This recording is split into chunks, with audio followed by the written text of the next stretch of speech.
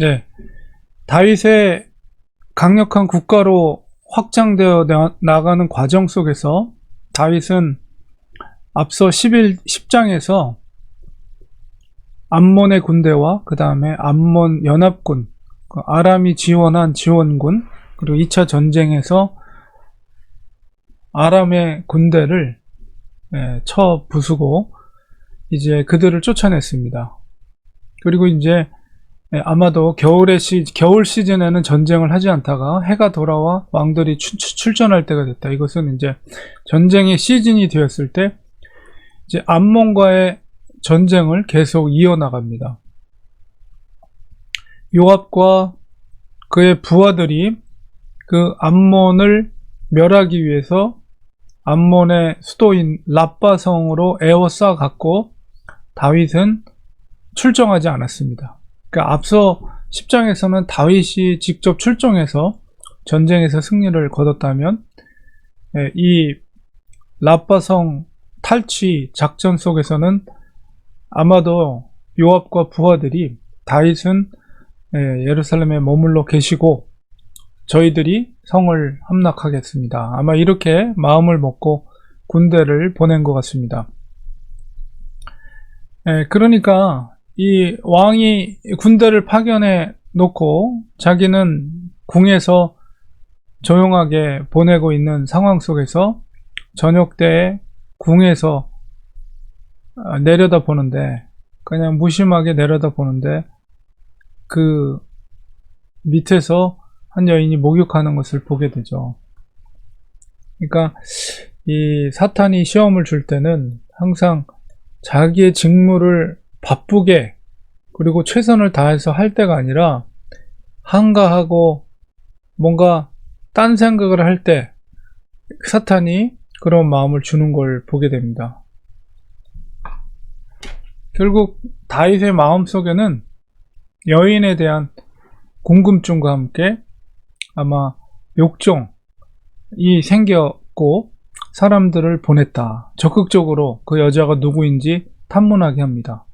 그때 이제 엘리암의 딸이고 햇사람이라는 것은 이방 출신의 우리아라는 것을, 우리아 장군의 아내라는 밧세바라는 것을 이제 보고하게 되는데, 이 보고하는 내용 속에서 햇사람 우리아의 아내 밧세바가 아니니까 이 얘기는 다윗도 그 우리아 장군의 존재를 알고 있는 그런 질문의 형태라는 것을 느낄 수가 있죠. 그러니까 저 여인이 이제 뭐 밧세바라는 것은 몰랐을지라도 그의 남편이 햇사람 우리아 장군이라는 것을 이제 다윗도 인지한 것으로 알 수가 있습니다. 그리고 이제 족보상으로 보면 엘리암의 딸이라고 했는데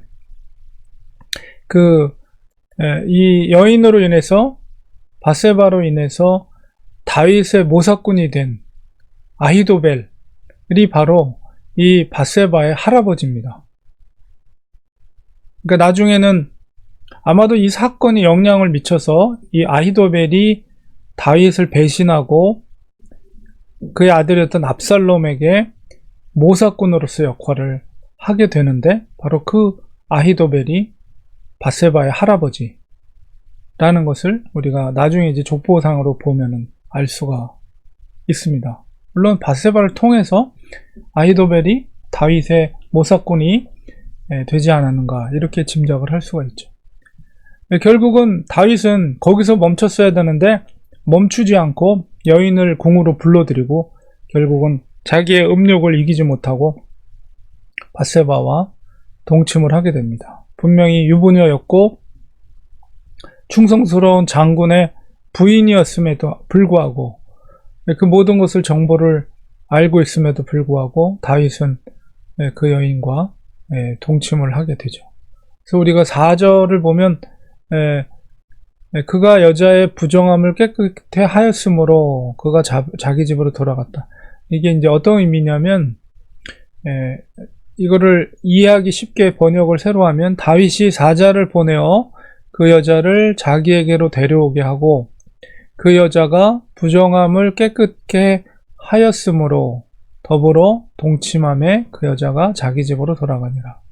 그러니까 아마 저 목욕하는 행위도 그 부정함의 어떤 의식 중에 하나가 아닌가 이렇게 짐작을 할 수가 있어요. 그래서 우리가 율법에 보면 여자가 부정한 것은 우리 월경을 했을 때 여인이 일주일 동안 부정하다 이렇게 하고 나중에 그 부정함을 깨끗하게 하기 위해서 이제 목욕을 하는 그런 예식이 있죠.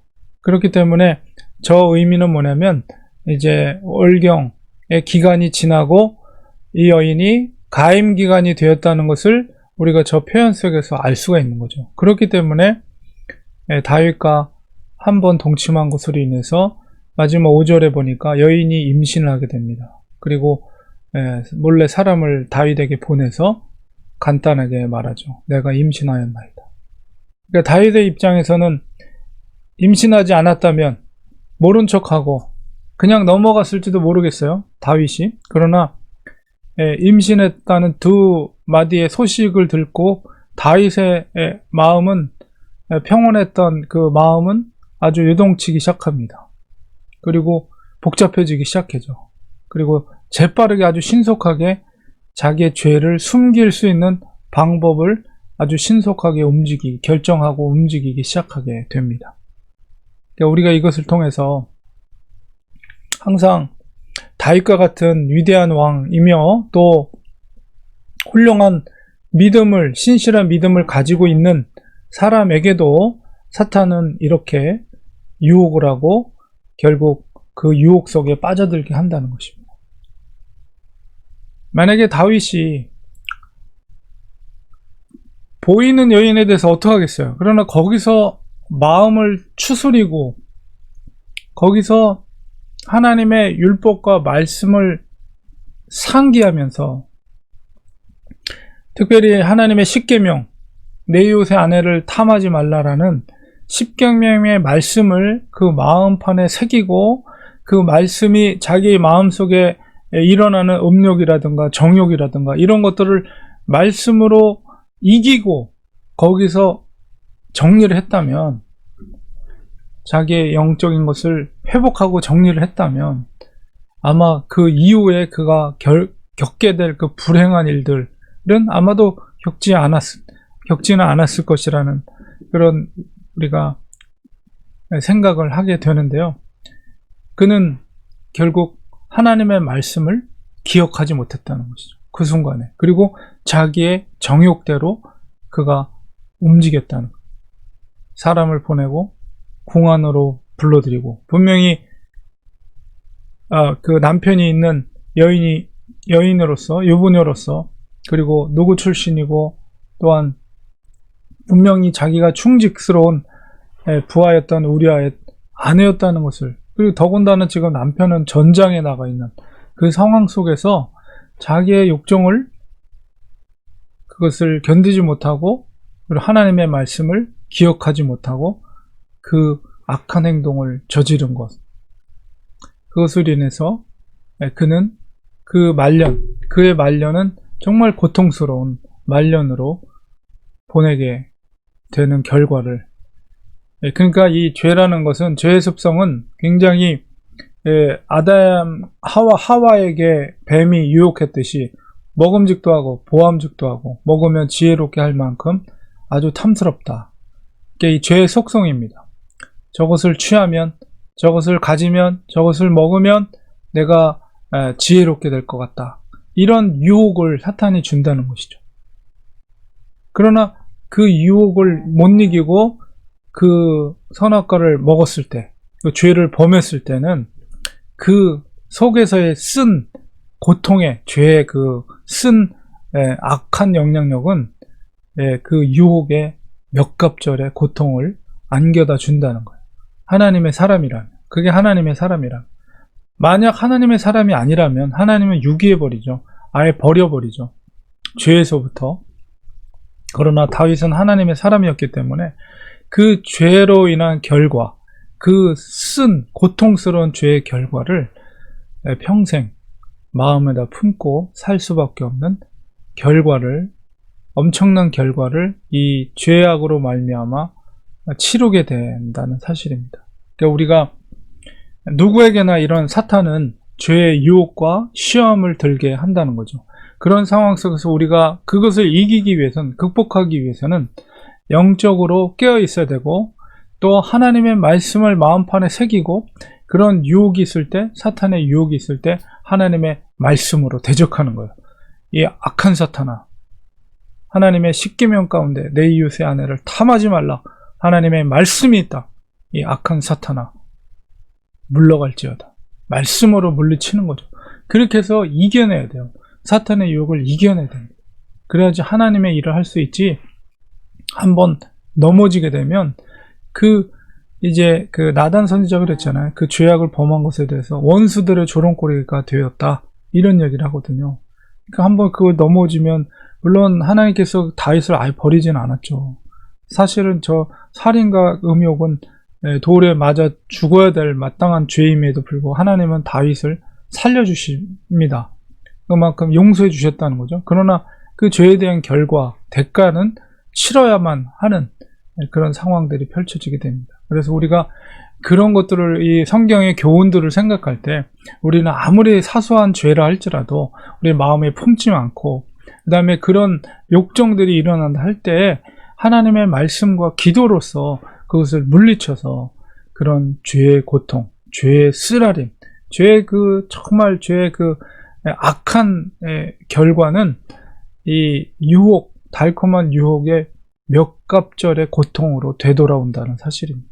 그러니까 우리가 이 다윗의 이 큰 잘못을 통해서, 그리고 어떻게 다윗이 유혹을 하는가, 절대 하나님의 일에 집중할 때 사탄이 역사하지 못해요. 한가롭게 혼자서 거닐고 논일 때, 쉴 때, 이럴 때 아주 딴 마음을 품게 하고 엉뚱한 생각을 하게 하고 정욕대로 살게 한다는 사실입니다. 이런 어떤 영적인 원리를 우리가 잘 헤아려 알면서 사탄의 유혹에 넘어가지 않고 죄에서부터 우리가 승리할 수 있는 우리가 되어야 되겠습니다. 기도하겠습니다. 하나님, 오늘 말씀 속에서 다윗이, 그런 정말 믿음이 신실했던 다윗도 그런 자기의 정욕, 육체적인 욕심에 견디지 못하고 결국 사탄의 시험에 넘어가서 결국 하나님의 그 헤세드를, 하나님의 인자와 사랑을 배반하는 행위를 하는 것을 보게 됩니다. 누구에게나 사탄은 이런 영적인 도전과 공격을 합니다. 그럴 때 우리가 깨어서 기도하지 않고 하나님의 말씀을 마음판에 새기지 않으면 우리들도 그 죄의 유혹 속에 넘어갈 수밖에 없습니다. 하나님, 저희들을 긍휼히 여겨주시고 아버지께서 지켜주시옵소서. 성령으로 충만하게 기름 부어줘서 그런 악한 사탄의 시험과 그런 유혹 속에서 우리가 결코 시험 들지 않고 넘어가지 않게 하시고, 말씀으로, 신앙으로, 성령의 능력으로, 권능의 예수 그리스도의 이름으로 물리쳐 이길 수 있는 저희들 되게 하여 주시옵소서. 예수님의 이름으로 기도드립니다. 아멘.